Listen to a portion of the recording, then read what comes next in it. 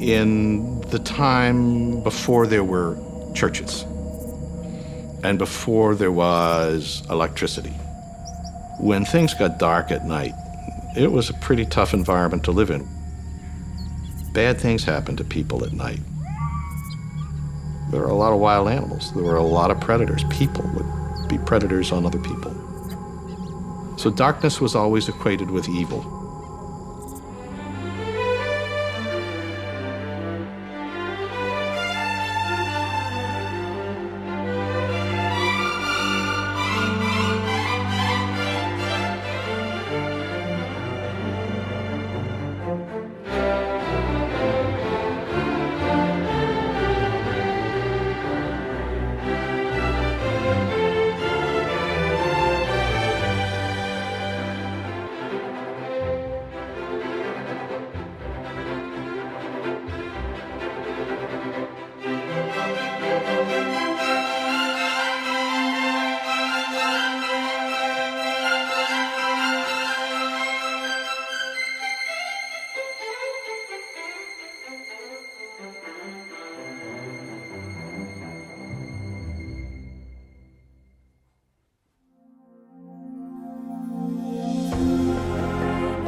Sitting atop the highest hill in the nation's capital, Washington National Cathedral is the 6th largest cathedral in the world.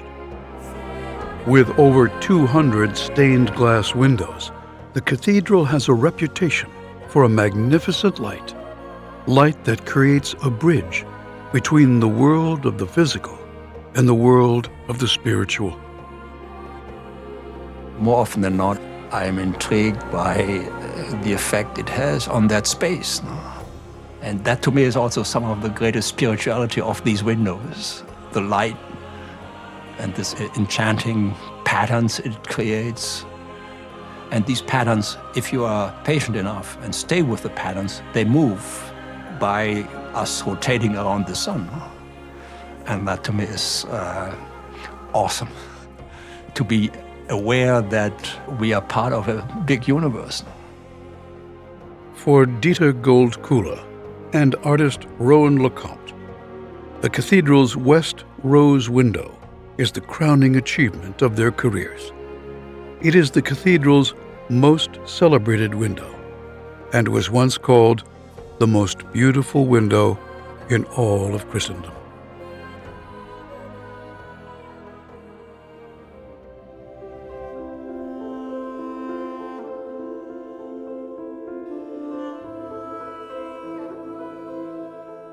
The essential experience that launched the window was in September, October. Peggy and I went out to look at leaves, and we were living in Reston, and the leaves were so beautiful. Some in shadow, and some in full sunshine, and some mysterious and dim, and others just like trumpets. And trying to make a design that said that. And I worked and worked and worked and worked and worked and worked, and this is it.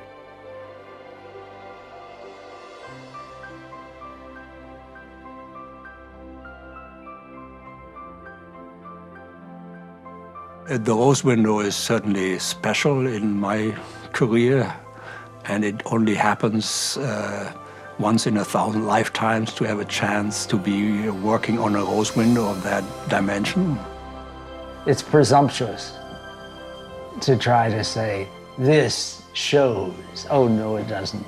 This is a meditation, you might say, just one person's meditation on the complexity of the universe. I dare not say more than just it's an unknowing whisper in the dark, but it's happy.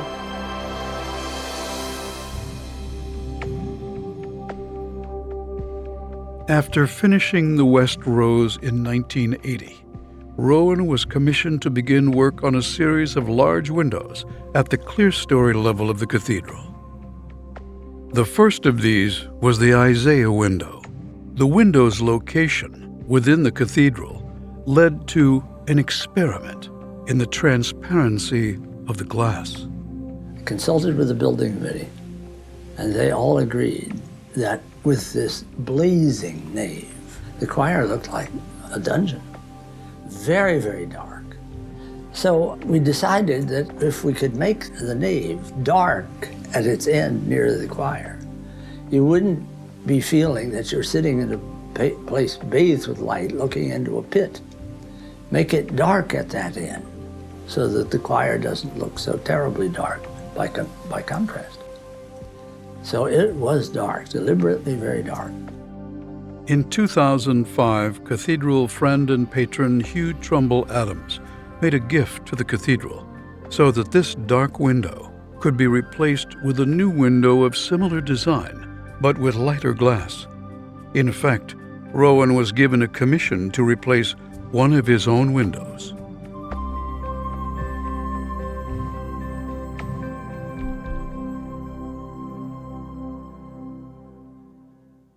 The glass will have much more variation. I'm using one green, for instance, and whereas in the glass there will be at least three. The idea being there will be a kind of richness of color, just as in the Impressionists. In Van Gogh, it's a marvelous, this combination of tones, and tints, and shades are so wonderful. It's Isaiah who was in the temple one day and was told that there would be an angel who would come and put a hot coal on his lips, and that would purify him. And yes, he would be able to eat the next day, but this would purify him and prepare him for his ministry. So here came the angel.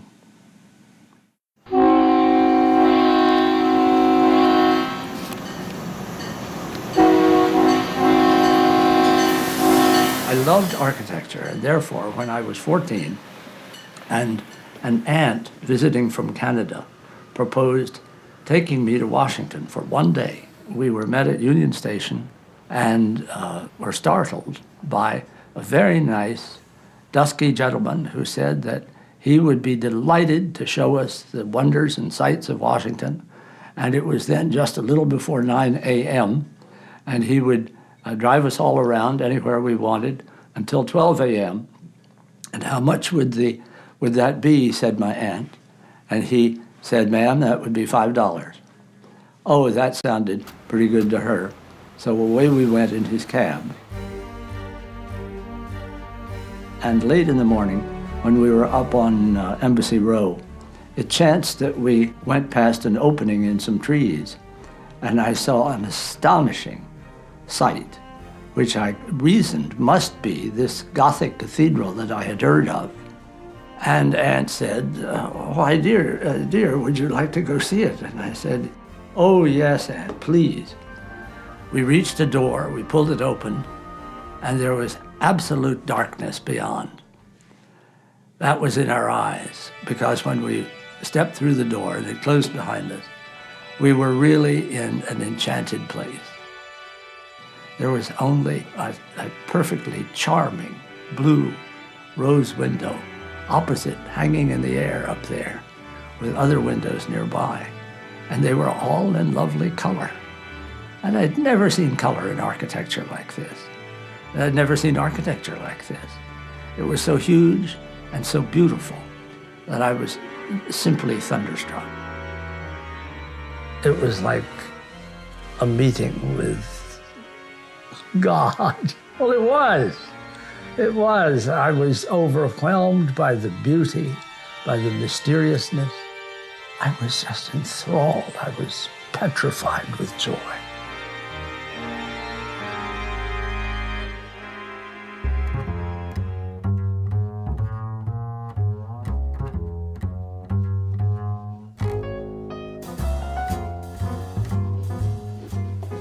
These full-size drawings are called cartoons. And they were called cartoons before anybody drew a picture in the funny paper. And I just slug along and try to do everything I'm doing as well as I can, but generally finding that it doesn't please me. And I go over and over and over and hope that somehow during all this, I'll think, well, I can't do any better than that. And it may not be right, but to hell with it. No, you don't say to hell with it. You say, I give up temporarily.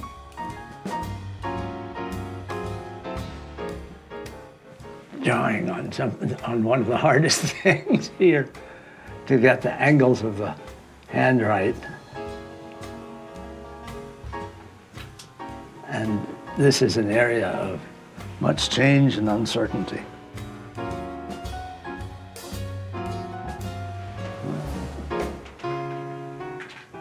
Yeah. Hand's too small for figure. Hand has to be bigger.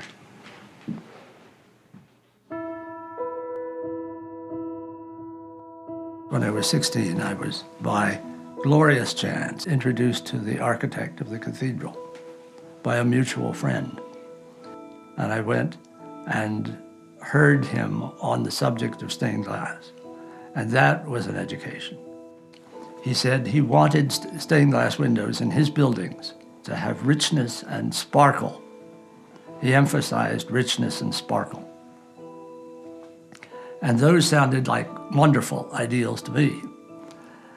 I mean, there was nothing in me that shrank back. And I think there are people that would be offended by that, by those demands, because they'd say, oh no, it should be mute, it should be quiet, it should be restful, which is why people fall asleep in church. But in short, it should be soothing and not arousing. And Mr. Froman very definitely wanted it to be something that inspired. And at that time, too, I had a small commission from Goucher College in Baltimore. They wanted a panel of stained glass about 7 inches wide and 20 inches tall. He took the panel and put it up. And I must say, the angels were with me, because it looked absolutely splendid. And there was a huge rainbow projected through it. His compliments were so obviously sincere and so pungent that my head spun. And he said, there's a place I'd like you to see. And we went into a strange room, the like of which I'd never seen. We were in the unfinished chapel dedicated to St. Dunstan. And in its far wall was a single window, and it was completely open. He said that the window that you showed me just now is the kind of window that I've always dreamed of having in that chapel. Well, I was more than intoxicated, because the idea of being able to do something for the cathedral was for me just totally overwhelming. And I couldn't help starting little sketches. He was delighted when I put before him the full-size pen and ink drawing. And he said, well, I like these very much, but we'll see what the building committee says. He said the building committee doesn't have much on, and I will be back in hardly more than an hour. Oh, just before he left, he said, and he was very formal always, by the way, Mr. LeCompte, how old are you? And I said, I'm 16, Mr. Froman. Good God, he said. I thought you were older. And then he took the drawings and disappeared. When he came back,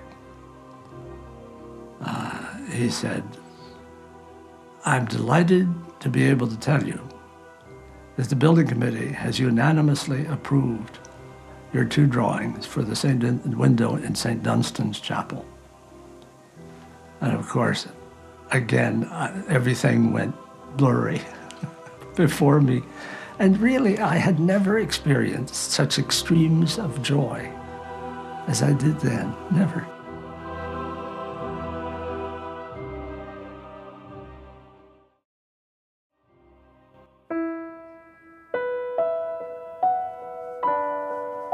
When Rowan finishes a cartoon, he sends it off to master craftsman Dieter Goldkuhle, who must translate this drawing into glass and lead.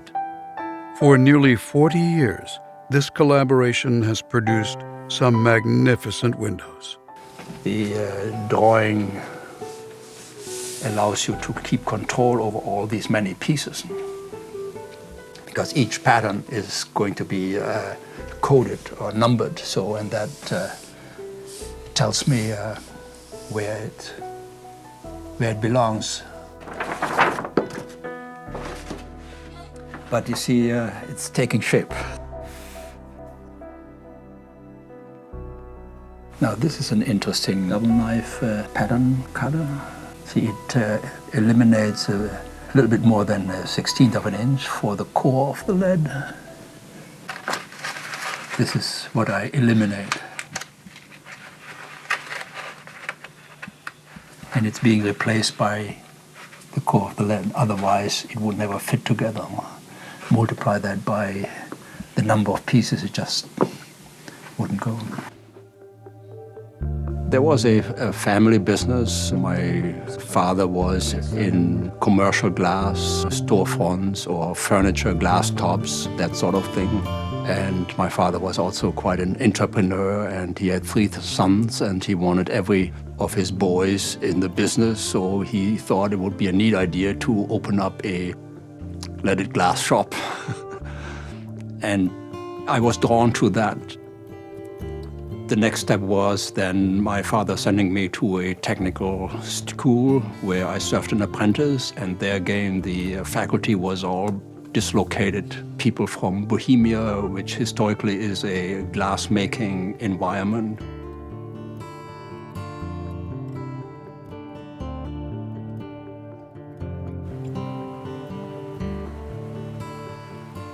It was a school which taught them the history of stained glass, then making or designing your own panels and making them. And it became a love affair, and it hasn't left me. And it has to do with the magic of glass and the relationship it has with light. And that is a lifelong pursuit of mine.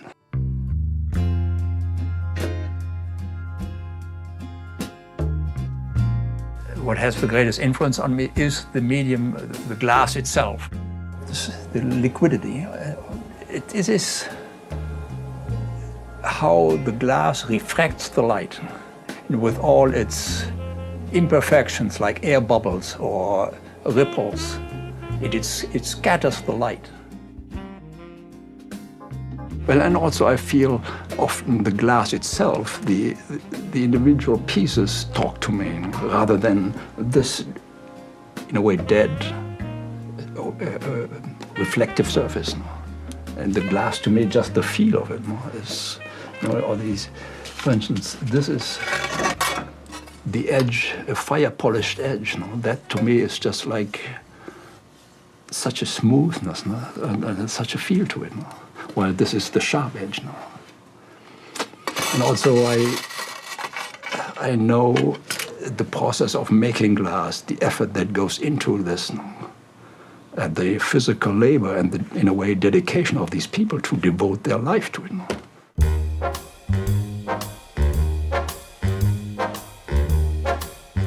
The more traditional 19th century way of making this glass is it's a factory environment. It's a continuous process. The kiln is never cooled down. They work in shifts. They work on teams, most likely 3 or 4 people.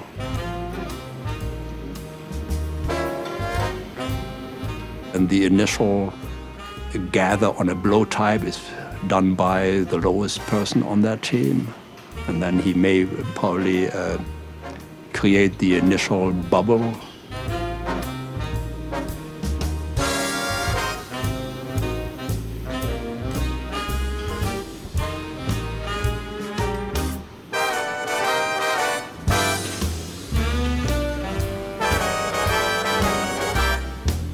The master glass blower will then enlarge that to a balloon or cylindrical shape.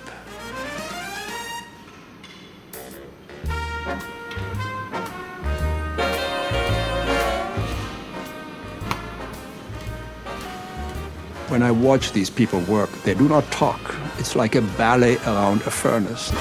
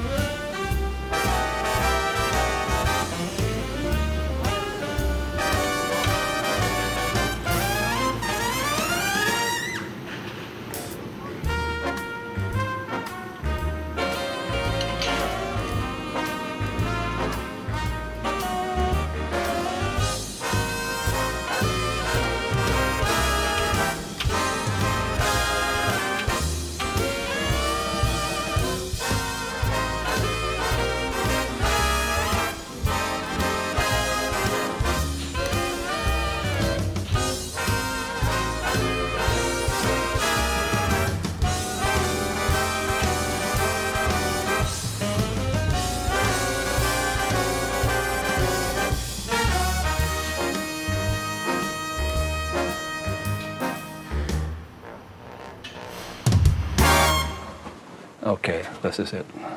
It's a nice medium red, ruby red.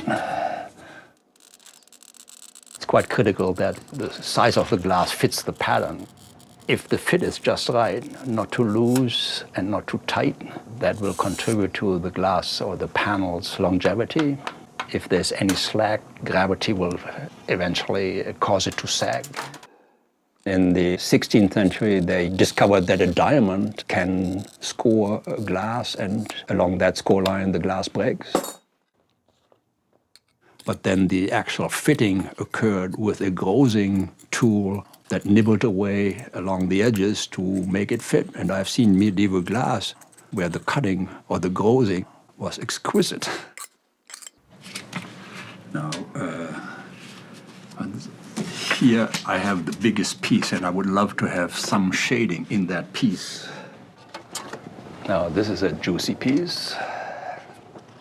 You know, when I see this blue-green next to a different shade of, and this slight variation from light to dark, that to me is when the colors start to sing. And also I like to see now this form emerging once I have this piece in. So, yeah, that's where I get my kicks. But then also Rowan has often a need to change pieces.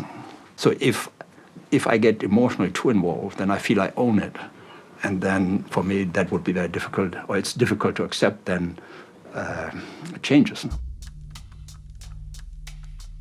Once Dieter finishes selecting and cutting the glass, Rowan comes in to inspect his choices. This often stirs up a bit of creative tension. Here are the two pieces that you wanted to recut, right? Well, I think that No, the wrong space. So, Rowan, may I? please. The wrong space. The hole is up there. No, it's for that. Good God. Thank you so much. Oh, yes. That's it.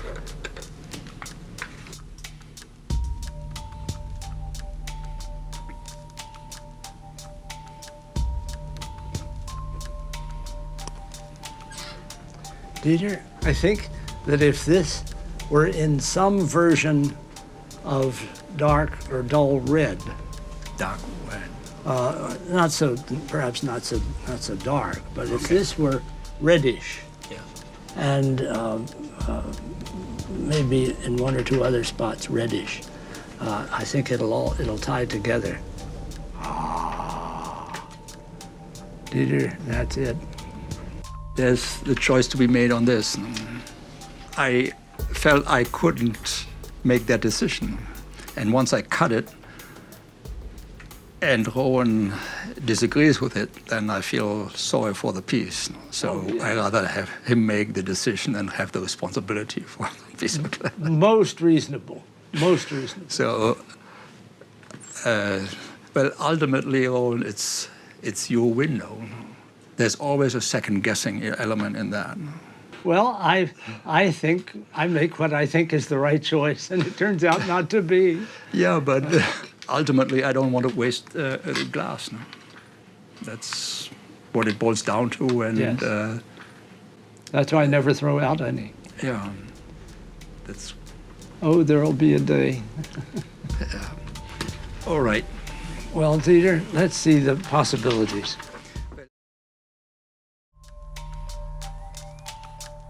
After they settle on the glass, Rowan takes the panels back to his studio and begins the solitary, arduous process of painting on detail and controlling the light.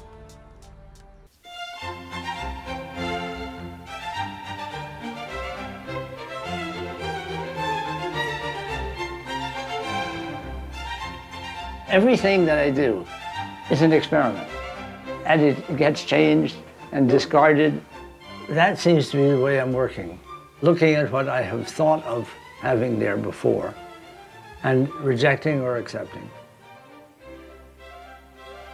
The paint is made of glass ground to the smoothness and softness of talcum powder, but it is glass, and if you look at it through a microscope, you'll see that it's all kinds of little sharp points which we are, with our elephant skins, unable to feel unless we bite it, and then it crunches.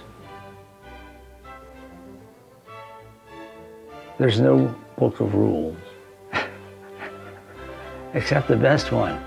There's a wonderful book about stained glass called, it was written in 1905 by a Londoner, an Englishman named Christopher Whall, W-H-A-L-L. It's called Stained Glass Work. Half the book is how to do it, but the other half of the book is called why to do it. And his whole insistence is on making it a personal cause. Don't do it for money. You'll never have enough money. Do it only because you're just in love with it. Would pay to be allowed to do it. Then. And I wish that anybody doing stained glass should do it for that reason. Because the world is full of awful windows made by people who were anxious to, who had no skill, except their hunger for money.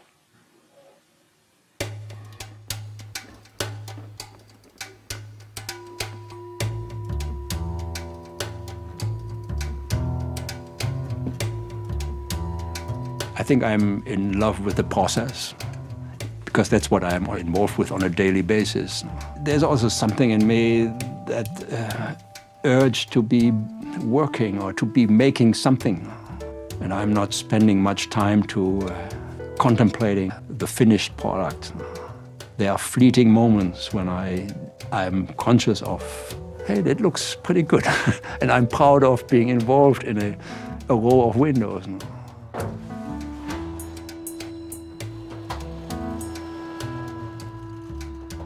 The glass has to fire at a temperature of about 1250 degrees.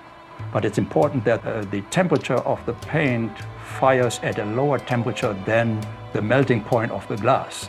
And 1250 degrees for this type of paint is just about the right temperature. If you fire way beyond 1250, the glass itself will deform. Probably at 1400, 1500, it will already be to a point where it loses its shape. And at 1700, certainly it will have lost its shape. And it will continue to deform completely and becomes a puddle. And the Temperature controls on the kilns are set to reach that temperature within 25 minutes. And we are already in the process, have reached 920 degrees, and we have, 6 minutes left. And I hope it knows what it is doing. Back in his studio, Rowan is constantly tweaking the window, changing out pieces of glass to get just the right effect. Well, I want to change the light piece in that foot because his skin, as seen in his hands and face, is a fine, deep tan. And these feet, I'd like to have at least match those hands. I developed a strong tremor in my right hand about a year ago. It happens that I'm right-handed in writing and in drawing and in glass cutting. Now, here comes the excitement.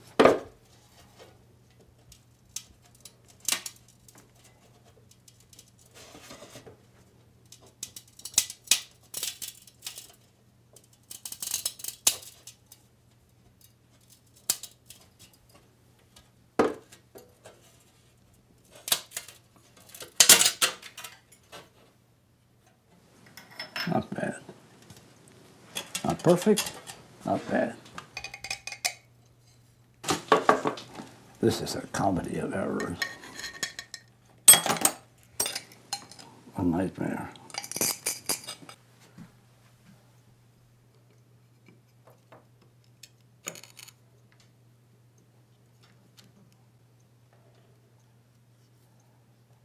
It's fine. I'm gonna need to do this too.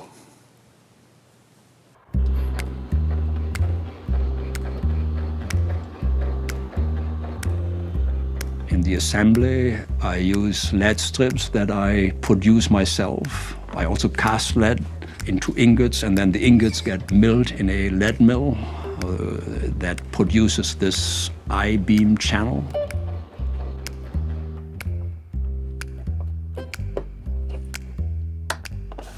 The tighter the pieces fit, the longer the panel will stay upright.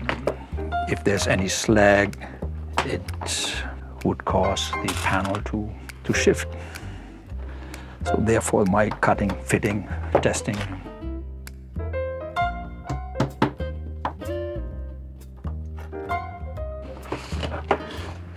Now it becomes interesting because this is going to be a deviation from the plan. See, by pieces having been recut, this fiddling now shouldn't be. Now I have to make it fit, which I just am not very fond of.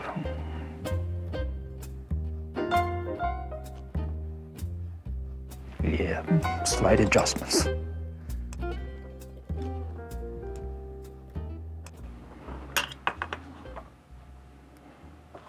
Much better.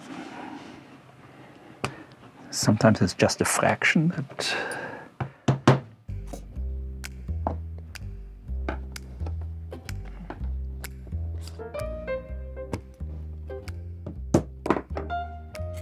voila.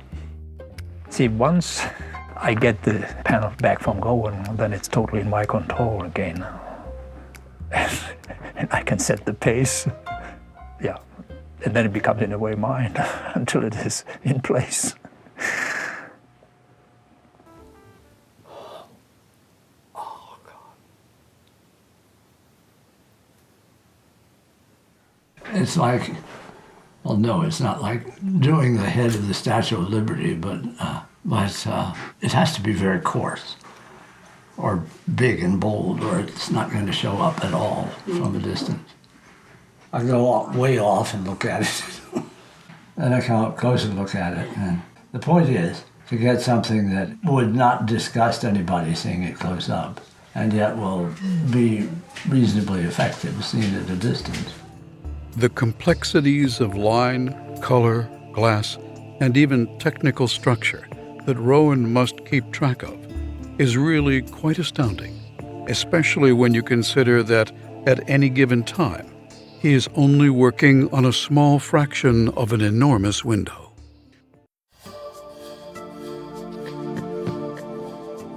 The window is now more than 3 years behind schedule. This delay has forced Dieter to resign from the project as the work is bumping into his other commitments. Commitments like restoring the windows in Mercersburg, Pennsylvania, that actually inspired young Rowan. I had already planned for this particular commission a year ago or so, and I couldn't back out of that commitment, I felt. And I also enjoy this particular artist and the draftsmanship in these windows and the coloration of these windows, and it's quite extraordinary.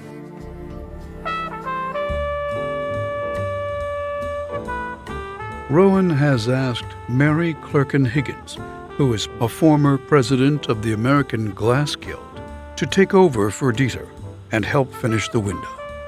Mary's very, very good, and I would put her only second to Dieter. She's very fine.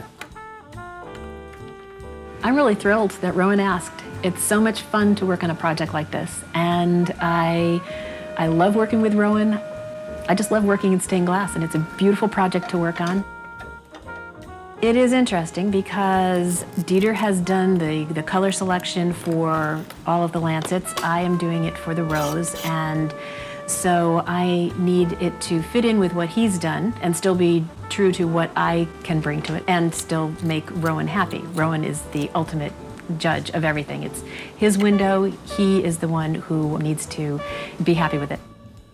Not only is Mary cutting the glass for this portion of the window, she is also painting it. For this, I really have to imitate Rowan's style because, as I understand it, because most of the window has been painted by Rowan. Rowan's style is to pretty much use straight, dark black lines, almost like a woodcut. In any stained glass work, the line is very important. It has a certain energy to it, and so you try to draw the lines with energy so that the energy actually becomes part of the piece. You can feel the artist's hand in just the stroke, and that actually does impart energy. All lines have a certain power to them, so that's what I'm trying to do, is to find the power.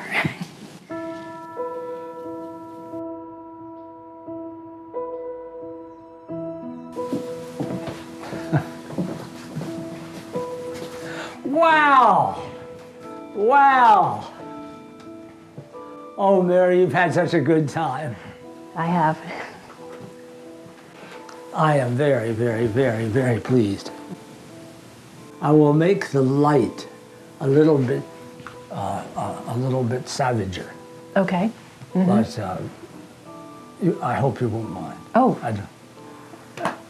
I want you to be happy. I want you to be happy too. So we'll both be happy. I want to make the features such as will be seen from the floor.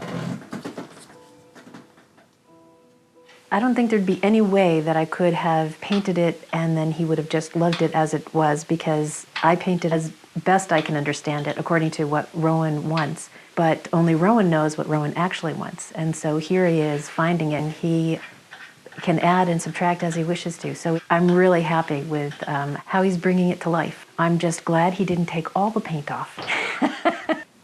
Looks jolly to me. Oh, yes.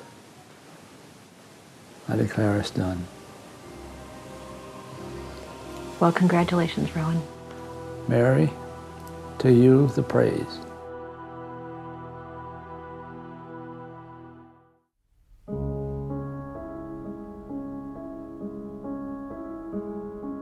Rowan's stained glass was subject to review, just like any piece of art in the cathedral.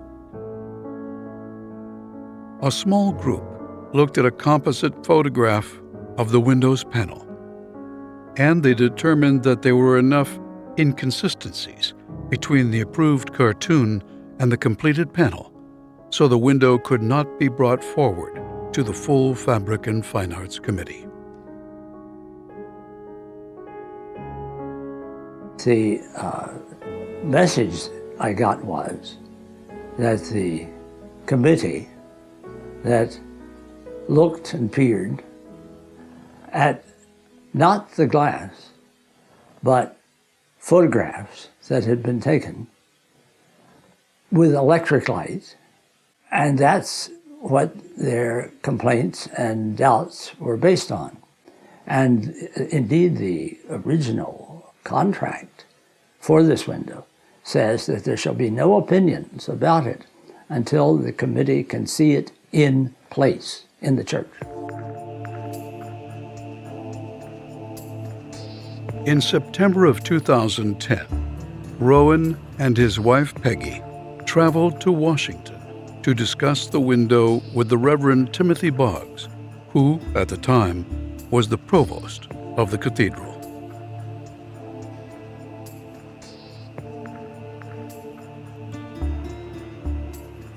Reverend Boggs had a list that he and the dean and this committee and other people had prepared of things they did not like about this window.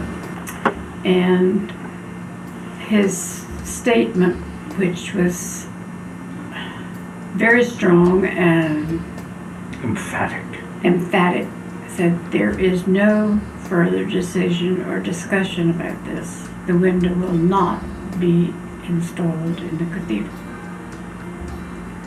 which was a blow and also a startling way to put it, that there is no further discussion. This was... When that's said by a politician,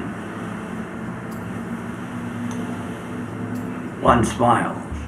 I was really stunned because I had seen the window in my studio, of course, and it's an incredibly beautiful window.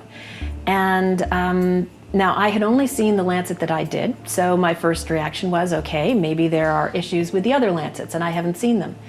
But then when I saw the documentation that the committee was basing its decision on, I thought, well, they haven't seen the window either, because this has got nothing to do with the window. And that's when I put together the photographs I had and the information I had, the knowledge I have of stained glass, into a report to try to make it more understandable. One issue was that the angel was holding a coal up to Isaiah, and the coal should be a glowing ember. And that was the lancet that we had actually put together here at the studio. And the ember is a beautiful yellow surrounded by orange reds. It really is a gorgeous, gorgeous glowing ember, and it really works well. But again, in the committee's photographs, it's pink somehow. And it's pink, it's dull, and it blends in completely with the glass around it. It's all the same color. And I cannot understand how that could have happened. There's also light bouncing off of the front of it, which is not something that you will get when the window is in place. It will be surrounded by blackness. The presentation to the committee had a stark white background, which actually, even on a piece of paper, it just flares around the window and you can't really appreciate the colors. And it makes any dark-ish colors look really dark. We gave a copy of that to the canon and requested that he look at it. He said, I'll look at that sometime, but the decision is the window will not. There is no further discussion. There often is a tension between committees and artists. What I would have to say about Rowan's work on this window is that it is the culmination of a lifetime spent contemplating stained glass and its issues, and how to make windows that really have life, energy, and substance to them. And he has made many masterpieces. He is not someone who takes stained glass lightly. He thinks about all of the elements in a window and how he can put them all together to make a window that's alive. It's not an easy thing to do, and we see many windows around us that really have no life to them whatsoever. But Rowan's have life, they have energy, and all of his decisions are related to trying to get to that in a window.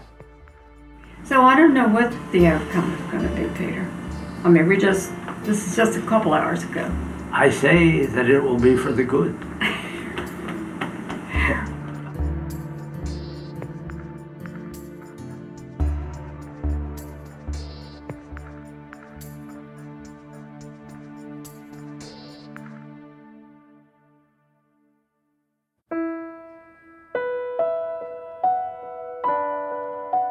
there's always this underlying goal of perfection, and that is elusive. I will never be absolutely perfect, but that's what is behind it now.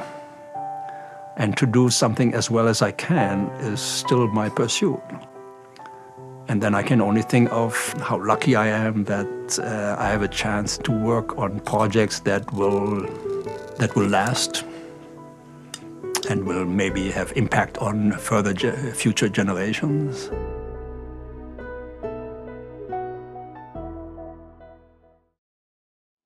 Mary's report actually did have an effect in a subsequent meeting with Rowan and Peggy.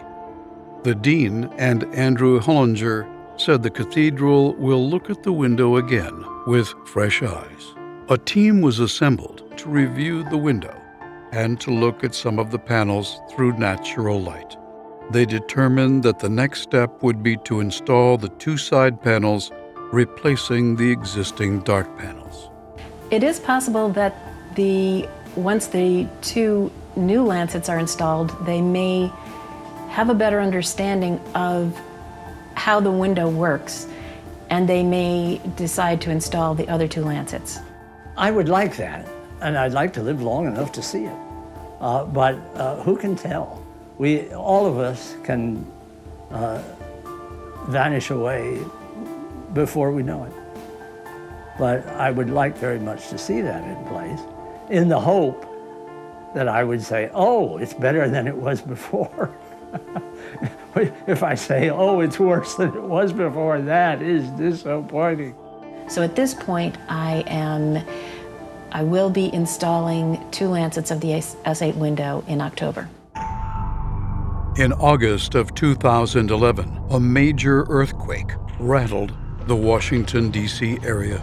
One of the hardest hit buildings was Washington Cathedral. With over $17 million in damage, the cathedral's focus had to shift, and the installation of the window was put on hold.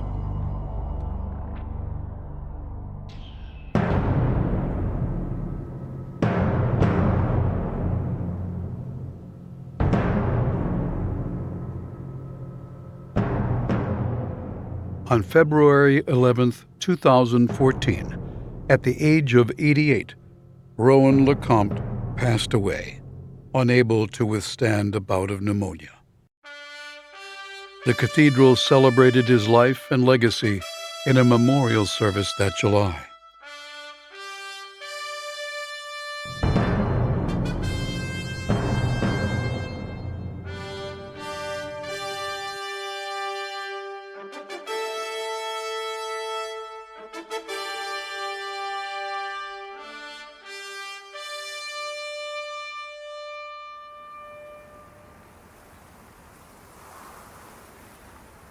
Two months later, in early October 2014, the cathedral's new administration was finally able to use the scaffolding installed for repairing earthquake damage and revisit the issues surrounding this window.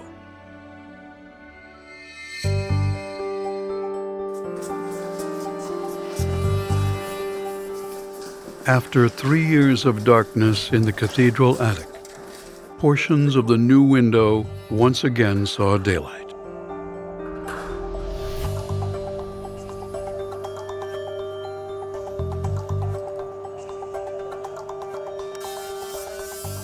Mary Higgins assembled a crew to begin the delicate, difficult task of removing the old panels and installing the two side lancets of Rowan's creation.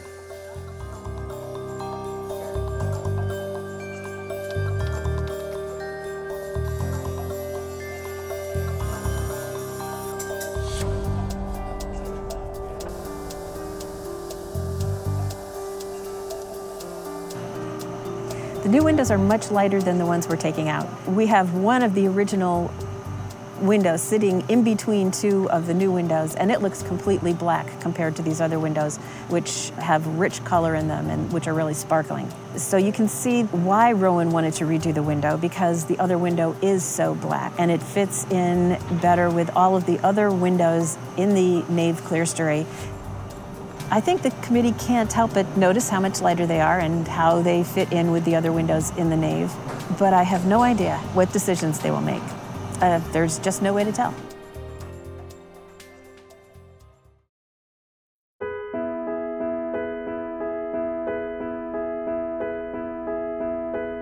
When they actually got a chance to look at the whole window in place, the decision was that they really felt that for a lot of reasons, the newer window, the window that Mr. LeCompte had made, was really better for that space than a kind of mixture of old and new. I mean, and I felt when I looked at it that it would be better to have one aesthetic vision rather than a mixture of two aesthetic visions, his earlier window and his later window. And I agreed with him, and I thought that the later window was a better choice. So they reversed that original decision and actually went with the newer window, the later window.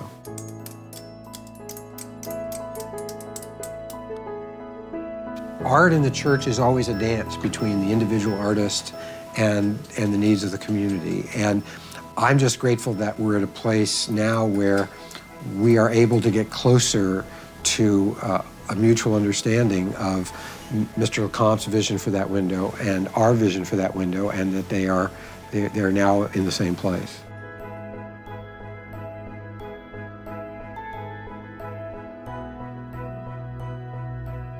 So we just put the last panel in of Rowan's Isaiah window, and it looks amazing. And it feels really good to be at this point, to have accomplished this.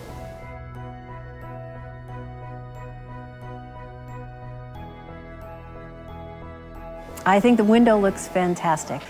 It fits in very much better with the windows surrounding it than the original did. I think Dieter would love it, and he's done an incredible job of having movement in the red. I mean, red is a rich color to start with, but then he's made it exciting and interesting by the way that he's done the color selections. I think Rowan would be extremely pleased with this, and I'm very pleased. I think he made a beautiful window.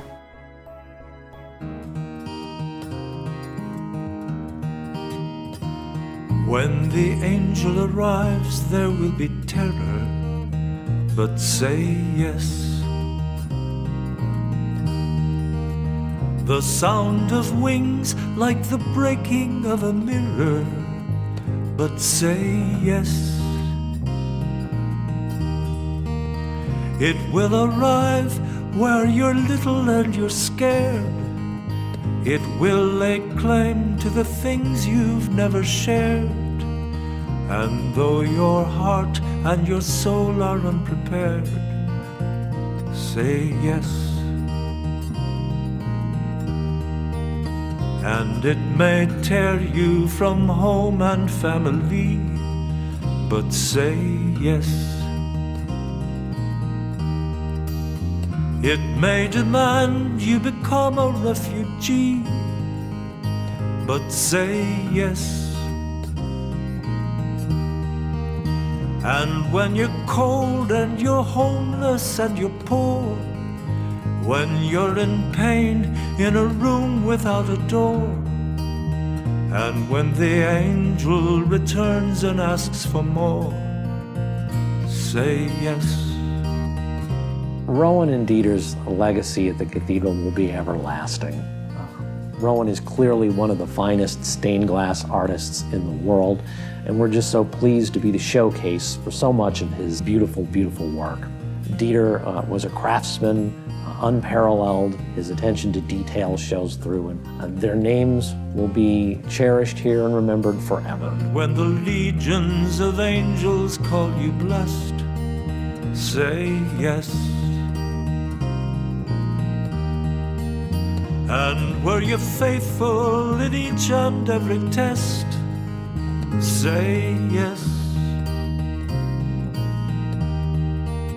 And when they ask you in story and in song, were you upheld and protected all along? And did the power of the Spirit make you strong? Say yes.